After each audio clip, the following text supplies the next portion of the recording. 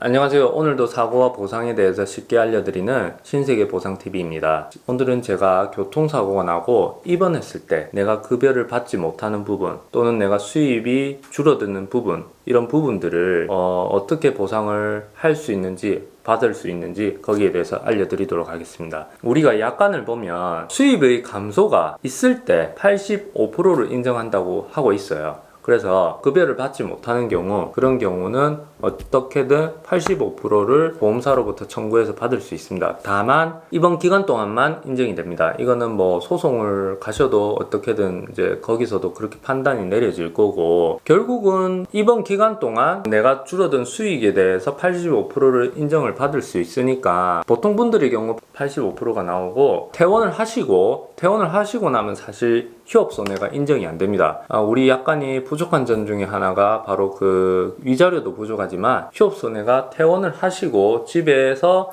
통원하는 동안은 인정이 안 된다는 거예요. 다만 우리가 약간의 상실 수익액이라는 항목이 있습니다. 그 항목이 뭐냐면 결국 노동능력 상실률을 판단을 받아서 그 노동능력을 상실한 만큼 손해를 인정을 할 수 있다는 거죠. 그래서 그 부분은 이 정도의 노동능력 상실이 얼만큼 잔존할 것이라는 그 판단을 받아서 손해사정해가지고 보험사에 이제 주장을 하게 되죠. 보험사도 내부 자문을 거쳐서 다른 의견을 내기도 합니다. 그래서 우리 쪽 의견과 저쪽 의견이 아마 대립을 하게 되겠죠. 그 과정에서 보험사는 자기들 생각하는 것이 이렇게 해서 여기와 다르다, 이런 의견을 낼 거고, 그때 피해자분하고 보험사하고 그 부분에 대해서 합의점을 찾게 될 거예요. 그래서 그 합의점을 찾은 결과로 손해사정을 하면 결과적으로 이 합의금이라는 세트에서 상실 수익액이 차지하는 부분이 비중이 가장 큽니다. 개호 환자를 제외하고요. 그래서 아무튼 그런 과정들을 통해서 나중에 최종 결론에 다다르게 되는데, 어차피 이런 부분들이 좀 더 전문적이고 객관적인 근거를 토대로 저쪽에 주장을 해야 저쪽에서도 의견을 받아들이는 게 수월해지기도 합니다. 그래서 오히려 보험사 담당자들이 손해사정사를 선임을 하기를 바라는 담당자들도 있어요. 왜냐하면 이 피해자분의 입장에서 객관적인 주장이 아니고 주관적으로 주장하시는 분들이 있어요. 이만큼 내가 다쳤고 이만큼 손해가 났고 내가 벌 수 있었던 수익이 뭐 5천만 원 1억 되니까 그거에 대한 보상을 해달라, 이렇게 계속 이제 해버리면 담당자도 거기에 대해서 뭐라고 얘기는 못하죠. 원칙은 있는데 그렇다고 원칙이 이렇게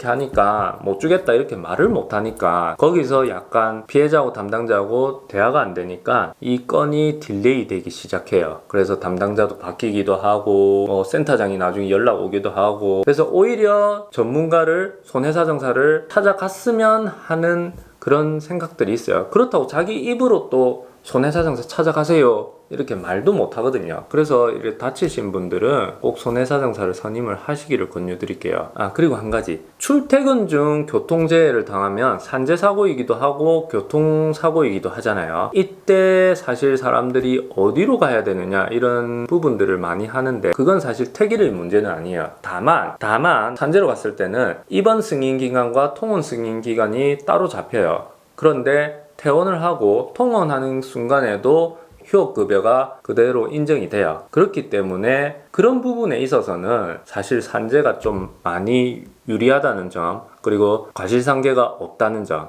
그런 부분들이 좀 유리하기도 해요. 그래서 산재로 가시고 나중에 초과는, 그리고 산재에서 보상되지 않는 부분을 자동차 보험으로 청구를 하시면 돼요. 꼭 택일의 문제가 아니라는 거 반드시 알아두시고 사고가 났을 때 그렇게 대처를 하시면 될 것 같습니다. 그래서 오늘은 여기까지 준비를 했고요. 다음에는 다른 또 영상으로 준비를 하도록 하겠습니다. 시청해주신 여러분 감사드립니다.